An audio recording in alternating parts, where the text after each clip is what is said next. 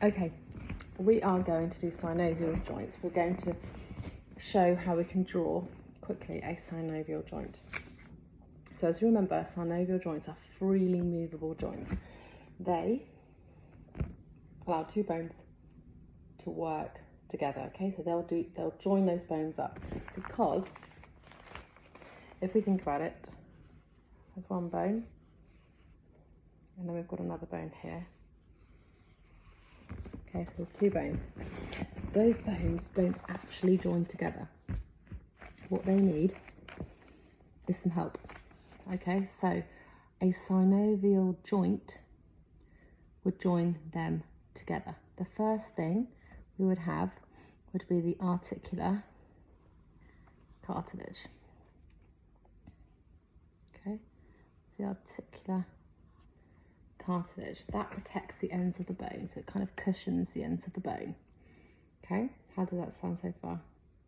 Then, within that area here, to keep the articular cartilage moist and allow for any friction to occur, they are in like an egg pouch. Okay, so think about an egg before it's cooked. Think about that kind of fluid, that clear, so the egg white. That's very similar to the synovial fluid.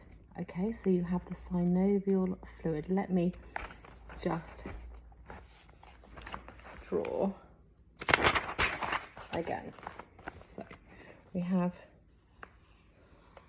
oh hello, our two bones. We've got the articular cartilage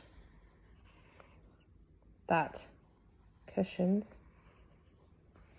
the ends of the bone. Then you have your synovial fluid.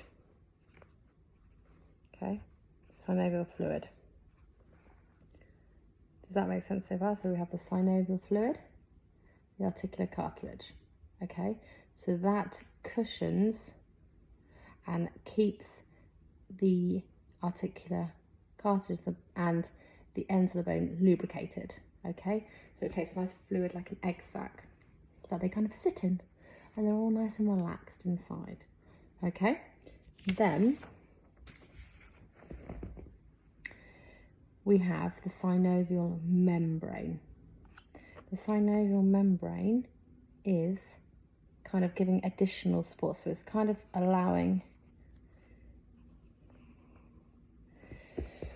it contains that synovial fluid, okay? So like a capsule, like a pocket. So the synovial fluid, which, think about that egg, if it wasn't kept inside the eggshell, it would just leak. So the synovial membrane is keeping it all in that nice little pocket, okay? So that's the synovial, oh God, synovial membrane. And then you've got the synovial fluid, okay? So here we are. That's what we've got so far. So then, there's not much support here, okay? So if I got a pin, so let's think if I put a pin in it, I could easily pierce through here very easily, okay? So I need something else to allow these joints, this joint, the synovial joint here, and those bones to stay in place, okay? And what I have there around here, let me just have a look, is a fibrous layer.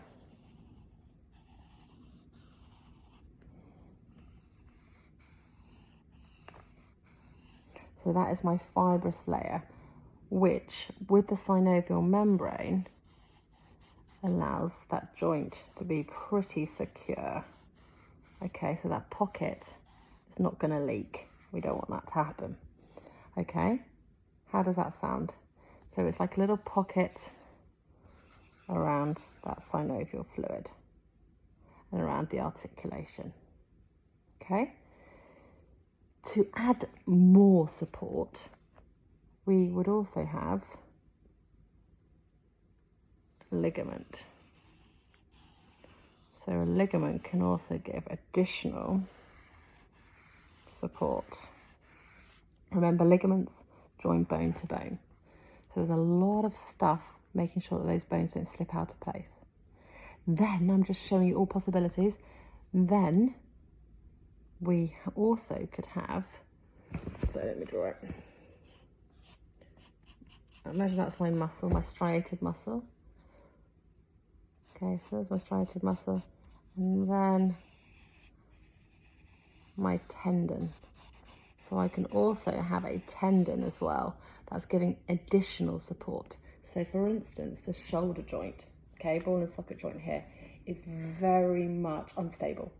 So it needs a lot of support, so tendons and ligaments to allow for that support and to avoid any sort of dislocation or joints coming out of place. Okay, I think that's about it. So bones, articular cartilage, synovial fluid within it, a bit like egg fluid. Then you've got the synovial membrane that allows it to stay in place. And then you've got the fibrous cartilage on the outside there, which is giving it that extra support and to avoid anything kind of falling out of place. And then you've got your ligaments and then you've got your tendons to really allow that joint to be stable. I think that's enough. Let me know. I hope that's enough and I hope that has helped.